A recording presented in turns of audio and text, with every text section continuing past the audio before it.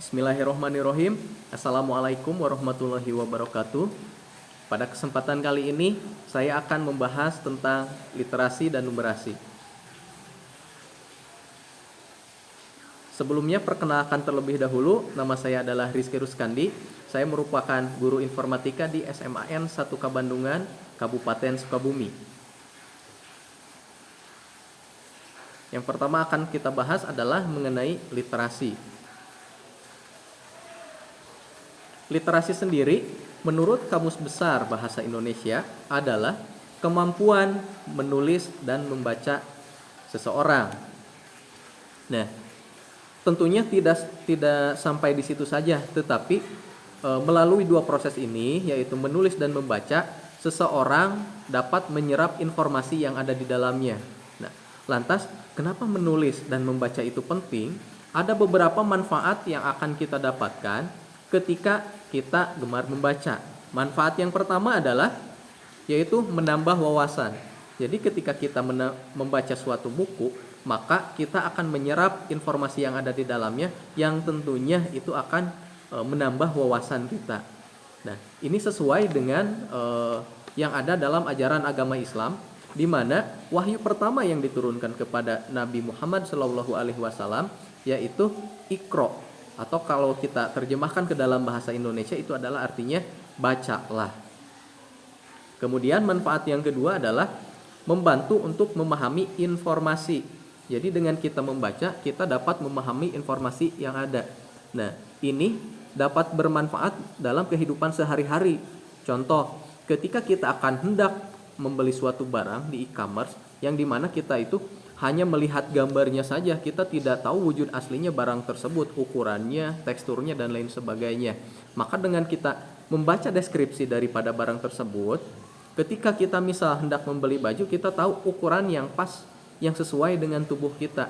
Jangan sampai kita membeli suatu barang, ternyata setelah baju tersebut sampai ke tangan kita, ternyata terlalu kecil atau terlalu besar. Akibat kita tidak atau kurang membaca deskripsi daripada barang tersebut.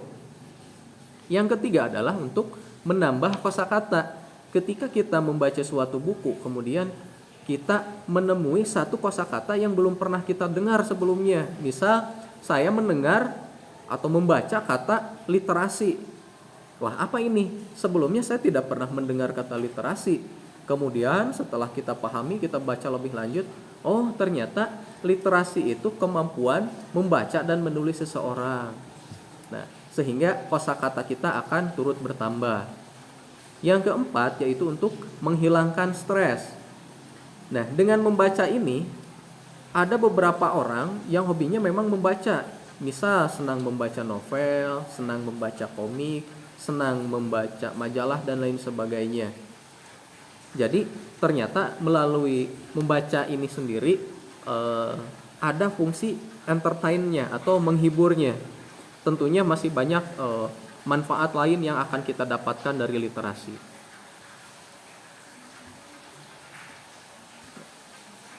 Yang miris adalah ketika saya mencari ranking Indonesia dalam hal minat baca, ternyata menurut PISA tahun 2012 minat baca Indonesia itu hanya menempati peringkat ke-71 dari 77 negara.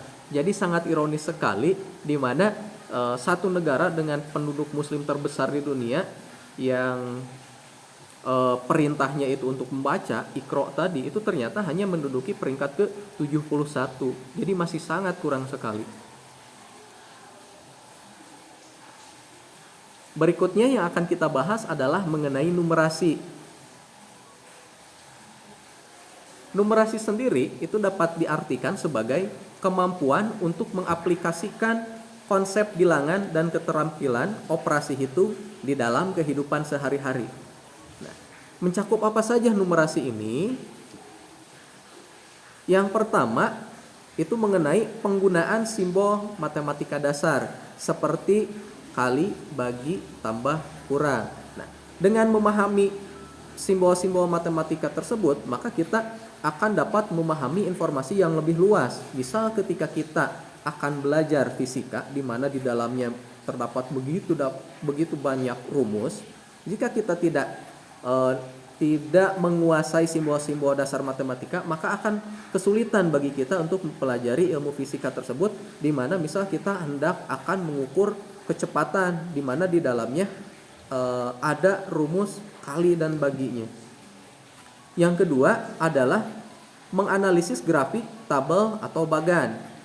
Misal ketika kita melihat grafik perkembangan kasus corona di Indonesia, dari grafik tersebut kita jika kemampuan numerasinya baik, maka kita akan mendapatkan informasi seperti bulan apa kasus tersebut mengalami peningkatan tertinggi, kapan mengalami penurunan, kapan kasus tersebut ada di titik terendah, dan lain sebagainya. Kemudian yang ketiga adalah mengukur.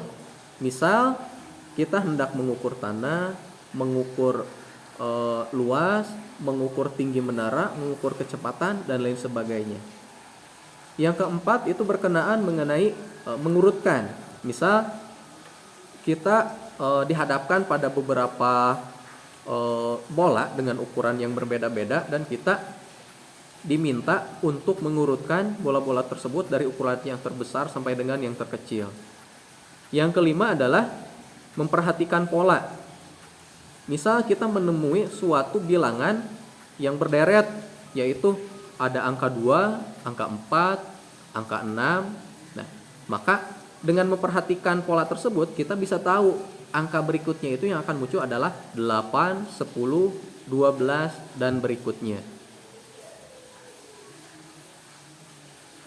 Sekian penjelasan dari saya.